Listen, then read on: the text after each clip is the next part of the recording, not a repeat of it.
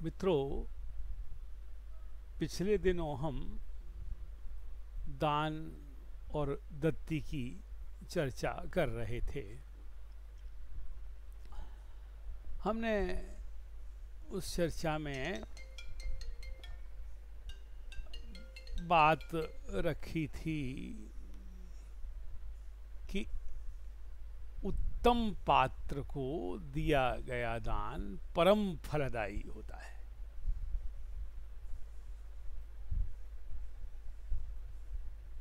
यही एक प्रतिप्रश्न हो सकता है कि यह पात्र परीक्षा आखिर क्यों? अगर उत्तम पात्र को दान न दिया जाए तो क्या क्षति? तो एक ग्रंथ है हमारी परंपरा में, पद्म पुराण।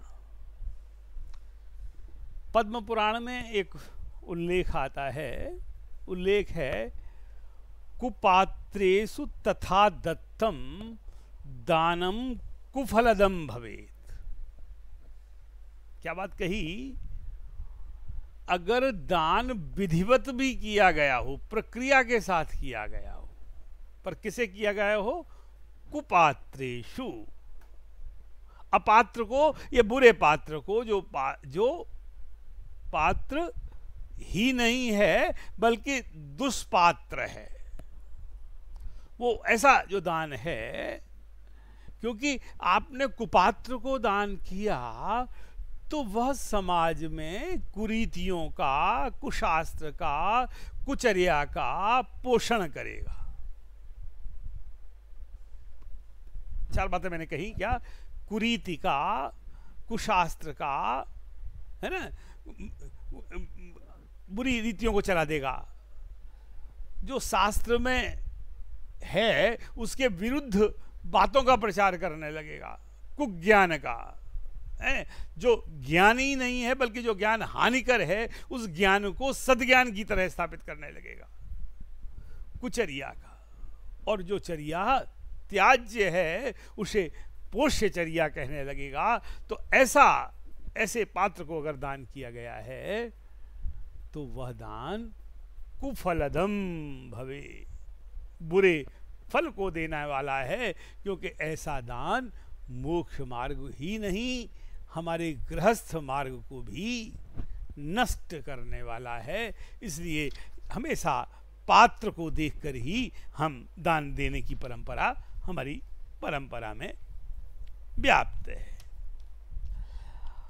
अब एक पंचतंत्र में दान का उल्लेख करते हुए पंचतंत्रकार कहते हैं, दानेन तुल्यो निधिरस्ति नान्य। दान क्या है? परम निधि है। अर्थात जो दान करता है उसके खजाने भरते हैं, पुण्य के खजाने भरते हैं, है ना। उसके जिन जिन चीजों का उसने दान किया है वो दिन दूना रात चौगुना और 1000 गुना बढ़ता है। तो दाने न तुल्यो, दान के समान निधिरस्ति नान्या, कोई और दूसरी निधि संसार में नहीं है। इसलिए दान की आराधना परम आराधना है और वह हमें करनी ही चाहिए। एक ग्रंथ है पद्मनंदी पंचविंशतिका, उसमें आचार्य कहते हैं, दानाय यस्य न धनम। जिसके पास बहुत धन है पर दान के लिए नहीं, न बपुर व्रताय चैव, और जो शरीर है वो व्रत उपवास करने के लिए भी नहीं। श्रुतम च परमोपसमाय नित्यम, और जो श्रुतक ज्ञान है और उसका ज्ञान हमें है भी, तो पर के कष्ट के उपशम के लिए भी नहीं। तज्जन्म केवलम मरणाय। ऐसे व्यक्ति का जो जन्म है वो कोई काम का नहीं, वो तो मरण धर्मा जन्म है। भूरि संसार दुखम रीति जाते निबंधनाय। तो ऐसा व्यक्ति का जो जन्म है वो दुखों का जोड़ने वाला है और पूरी मनुष्य जाति के लिए हानिकर है। अब मैं थोड़ी, हमने विगत दिनों चर्चा में ये बात भी कही कि चारों दान में कौन सा दान प्रधान है, और उस समय ये बात कही थी कि औषधि दान से मोक्ष मार्ग का पालन होता है, इसलिए औषधि दान चारों दान में श्रेयस्कर दान है। एक आचार्य हमारी परंपरा में एक ऋषि हुए हैं महर्षि बासपूज्य। काल के बारे में मैं बहुत स्पष्ट नहीं हूँ, फिर भी लगभग मुझे लगता है 15वीं 16वीं शताब्दी में हुए होंगे। उनका एक ग्रंथ है दान शासनम। उस ग्रंथ में उन्होंने बहुत विस्तार से दानों की चर्चा की है। दान शास्त्रम में वे कहते हैं चतुर्णाम इह दातृणाम, चारों प्रकार के जो दान हैं, वरेण्यो अभय दानवान, जो अभय दान करने वाला है वही सबसे श्रेयस्कर है। तो आपके मन में सवाल उठेगा कि आपने पहले तो कहा था कि औषध दान करने वाला सबसे श्रेयस्कर है, और अब आप कह रहे हैं अभय दान करने वाला श्रेयस्कर है। मैं नहीं कह रहा, महर्षि वासपूज्य कह रहे हैं। और वे आगे अपने जब दान का प्रसंग चलाते हैं तो उसमें कहते हैं इसीलिए मैं सबसे पहले अभयदान की चर्चा करूंगा और बाकी तीनों दानों की चर्चा मैं बाद में करूंगा। तो वो सबसे पहले अभयदान की चर्चा करते हैं। अब जब वे चर्चा करते हैं तो उसके स्वरूप पर भी चर्चा करते हैं, और वो तर्क जो देते हैं उन तर्कों की चर्चा मैं अगले कुछ दिनों में आपसे करूंगा। भीत्वा आगत्य, डरकर कोई व्यक्ति आपके पास आ गया है, आपकी शरण में आ गया, शरणागत है। पलाय, उसने आपके स्थान से डर करके कहीं चला गया है। दुष्ट मृगचो, दुष्ट पशु और चोरों के द्वारा या राजा के द्वारा या शत्रुओं के द्वारा सताया हुआ है और अपने नगर में आ गया है, और हमारे घर के पास किसी तरह से छिप करके उसको भयंकर भय व्याप्त है कि कहीं पशु न खा जाएं, कहीं वो जो व्यक्ति चोर हैं वे उसे उसकी संपत्ति न चुरा ले जाएं। अब ऐसा व्यक्ति आपके शरण में, आपके घर की शरण में, आपके परिकर की शरण में आ गया है, तो आपका दायित्व क्या है? तो आपका दायित्व क्या है कि उस आश्रय में आए हुए व्यक्ति का भय निवारण करना। और वो भय निवारण कैसे होगा? इस भय निवारण के मार्ग को बताते हैं आचार्य वासपूज्य, महर्षि वासपूज्य। वो सबसे पहले आपको उससे कहना चाहिए कि जब आप समझ गए कि ये डरा हुआ है, यह पीड़ित है, यह संकट में है, तो क्या कहिए सबसे पहले? मां भैषी, डरो मत। एकांत में भी मत डरो। क्यों? अहम अवामि भवतः, मैं तुम्हारी रक्षा करूंगा। मेरे प्राण भी चले जाएं तो भी तुम्हें कोई नुकसान नहीं पहुंचा सकता।